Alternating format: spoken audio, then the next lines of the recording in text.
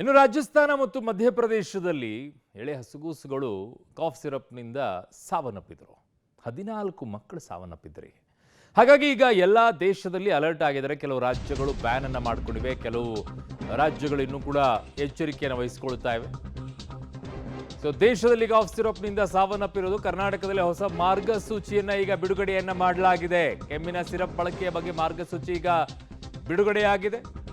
Public ಟಿವಿಯಲ್ಲಿ ಮಾರ್ಗಸೂಚಿಯ complete ಆಗಿರುವಂತ ಮಾಹಿತಿಯನ್ನು ನಿಮ್ಮ ಮುಂದೆ ಇಡ್ತಾ ಇದ್ದೀವಿ.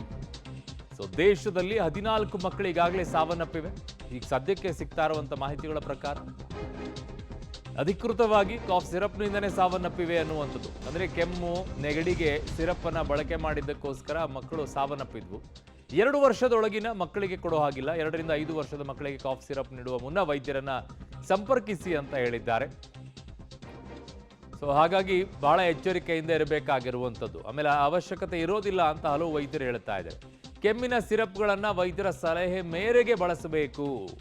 ನಿಮ್ಮಷ್ಟಕ್ಕೆ ನೀವೇ ಮೆಡಿಕಲ್ ಶಾಪಿಗೆ ಹೋಗ್ಬಿಟ್ಟು ಸಿರಪ್ ತೊಗೊಂಡ್ಬಿಟ್ಟು ಮಕ್ಕಳಿಗೆ ಕೊಡೋದು ಬೇಡ. ಸಾಧ್ಯವಾದಷ್ಟು ಕಡಿಮೆ ಡೋಸನ್ನು ಬಳಕೆ ಮಾಡಬೇಕು. ಸಾಧ್ಯವಾದಷ್ಟು ತುಂಬ ಕಡಿಮೆ ಡೋಸನ್ನು ಬಳಕೆ ಮಾಡಬೇಕು.